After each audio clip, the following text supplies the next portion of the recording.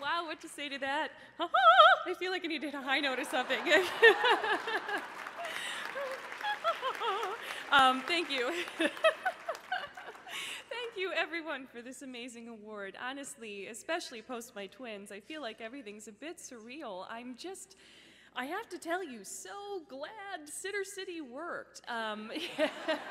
Because, you know, it was kind of dicey there for a while. I mean, my stories, and this is why I love the mission of the the YWCA. I mean, it's just incredible what I faced at the very beginning, having dealt with this issue. I was a babysitter my whole life. I'm actually, I have a twin sister.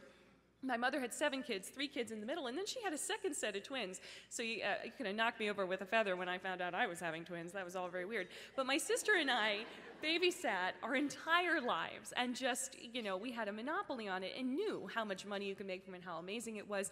But when I saw this 9 months pregnant mother, you know, in 2000, and you know, went out and flyered for her and came up with the idea for Sitter City, I remember going in and talking to a bunch of investors, and I'm very sorry, guys, but they were guys, and they were not, you know, dads, or hadn't been for a while, and I was laughed out of rooms. I heard it's a babysitter's club. I heard my wife handles that. One guy just started laughing and he wouldn't stop, and that was really obnoxious.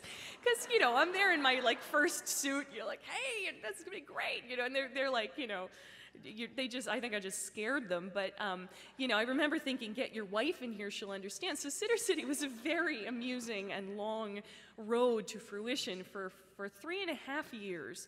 It was me alone with a laptop. And a lot of that, because originally I was trained as an opera singer, and it's amazing you mentioned the names. I didn't know what my name meant. That's amazing. I don't know if anybody knows this, but entrepreneur is actually the term that used to be used for an opera impresario. Somebody who ran and produced operas. Isn't that funny? So anyway, I was here in Chicago, and I was building, you know, Sitter City, and I'm literally doing it like person by person. I had 20,000 flyers, flyered 600 dorms, chased moms down to supermarkets, scared a lot of people, got marched out of parking lots with my flyers, you know, and literally was here at Northwestern School of Opera during the day while building Sitter City at night, you know, doing customer service calls in the rehearsal rooms. So you'd hear like dee, dee, dee, dee, dee, dee, from the other room, and I'd be like, hello, Sitter City customer service. And I just kept saying, whoa, we're next door to an opera company. You know, like, I didn't know what else to say.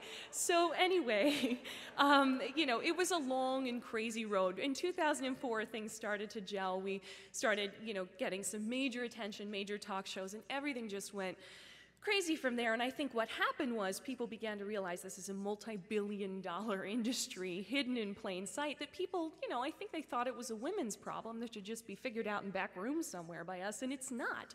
It's huge. And so Sitter City today is international. We have millions and millions and millions of caregivers all over the US, Canada, the UK, you name it, in 5 divisions: child care, pet care, senior care, home care, and tutoring. The company's on an IPO track. It's been absolutely amazing to watch. You know, it's been like a movie. And I am just so incredibly grateful and thankful to everyone that helped. The Women's Business Development Center, the CEC, you know, you name it. I mean, it's just, Chicago has just been absolutely amazing in terms of this award. So the wonderful thing about working with the YWCA is that they try to show women that anything is possible. I also try to show women that anything is possible, because trust me, if I'm trained as an opera singer and can start a, you know, $10,000,000 business, so can you. I mean, hey, I mean, it's just really completely random, isn't it? But, you know, the missions are really cool. I mean, I went from being literally laughed out of rooms to getting, you know, the Small Business Administration Champion of the Year award in the White House from the president 6 years later. That's a big deal for women, a big deal for women.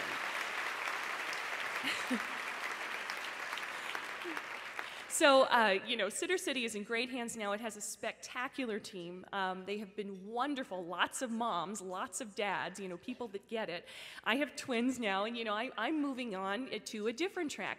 I'm headquartered now at, you know, I have my one desk, my headquarters. I always seem to be like just me and a cell phone. But anyway, I'm headquartered in 1871, the fantastic, you know, co-working space downtown. And what I'm doing right now is I'm working with women to to start companies, to start startups, particularly startups in the tech space. And I've been learning some really interesting stuff. So, you know, I do have a couple of new companies I'm co-founding, a few boards I'm sitting on. With the companies I'm co-founding, here's the interesting thing, ladies. I had 3 of them. So there were 3 new women entrepreneurs that, you know, last year I was saying, okay, I'm going to back these are great, and Content Karma was one of them, and there were actually 2 others. One was a fitness play. It went in and totally blew up the fitness space. It was amazing. And then there was a crowd vesting play. And actually what happened was, over the course of the year, 2 of the women I was backing, insanely talented women, dropped out. One of them, for family reasons. She just couldn't balance it with her home life, particularly with childcare and housekeeping and just having to run the house. The other one dropped out because she couldn't afford the $80,000 that it would take to build and create an app, and she didn't have technology training, as so many of us do not. So my newest mission, and this one is just beginning to be formed and probably will take a couple of years, is to build an accelerator for women. See, we're not on an even playing field. Guys just don't have as many things hampering them, and it's not their fault, but they just don't. They're up here. But women, we've got childcare, we've got, you know, house cleaning, you know, we're running the house, but we also, well, there was this great panel I did at Tech Week a little while ago, and guys are given iPads, women are given Barbies, right? So we are not trained that we should be going into the technology arena. And let's face it, we're better at languages than anybody, so we really should be, because in terms of coding, I'm telling you, we've got the edge, right?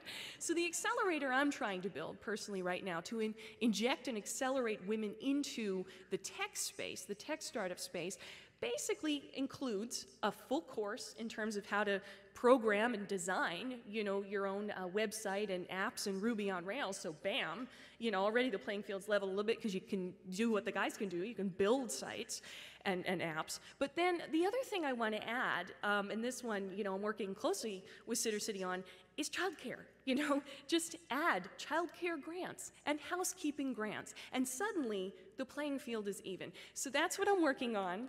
I love the, thank you. I hope it works. I'm always just wishing a prayer, hoping that it works. But I'm really excited to be here today because it is so synonymous with the mission of the YWCA. And I cannot thank you all enough for this award. I am so excited to be here today. And go ladies. Thank you very much. Thank you so